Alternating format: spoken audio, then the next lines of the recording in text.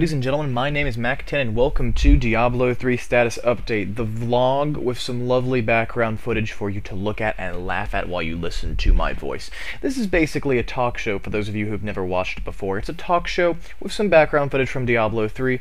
Today you have the wonderful view of me dying again and again and again, which is nothing I'm complaining about. I haven't played the game in over a month, at least as that class, and so it's totally normal and expected for me to be being rolled again and again and again.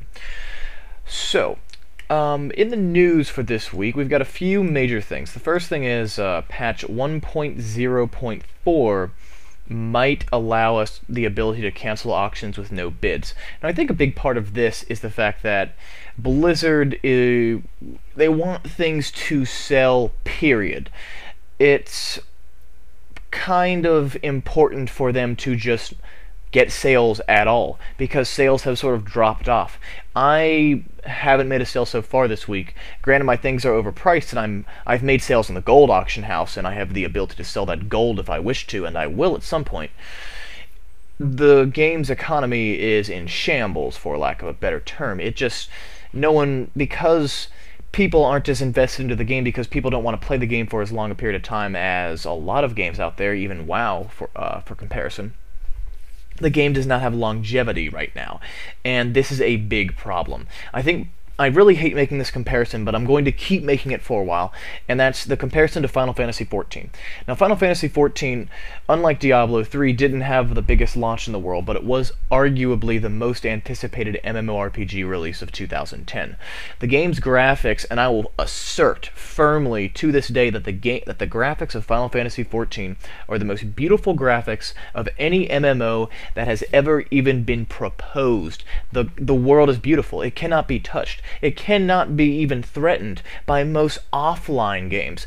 It is a beautiful game, but that's it. It has nothing else to offer. It was the most disappointing game of 2010, and now the development team is breaking the game down from the top. They're re-releasing the game, and they're calling it Final Fantasy XIV version 2.0, similar story, similar characters.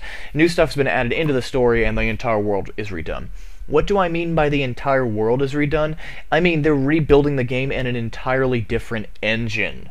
So it's going to be, the game's still playable online right now, and they're going to port everything over, but they basically went, this game is going so poorly that we actually have to redo the entire game. The entire game is a flop, and we have to redo it.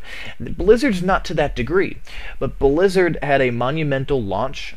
Everyone enjoyed it when they could get on, for about a week, and then nobody ever really heard from it again because it lacks replayability. And replayability is what we need in the survivability of this game, because the game is dependent on real money auction house sales, not monthly fees.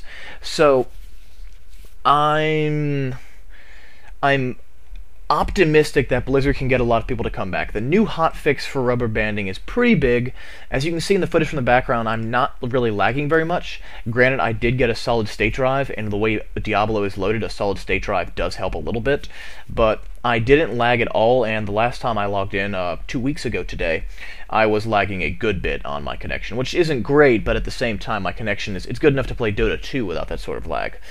Another thing is potions, gems, crafting pages, and tomes are all getting their unique color. This is just more of a UI improvement. And on top of that, Blizzard is aware of trade scams, and we'll be seeing some trade window changes in 1.0.4.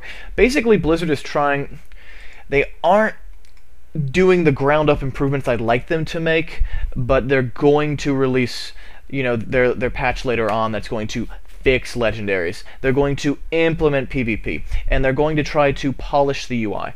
I feel like they're going to gradually fix things to the people that are there, and then they're going to make a big announcement when they do release a large chunk of more content. I don't think that they're sort of abandoning us as a lost cause and that they've invested too much to continue going with us. I think that they're going to tweak the game and implement different things to try to make the game more rewarding, to make the game more replayable. So as usual, I am cautiously optimistic about the future of our game. Thank you for watching. My name is MackTen, and I'll catch you next time. Bye-bye.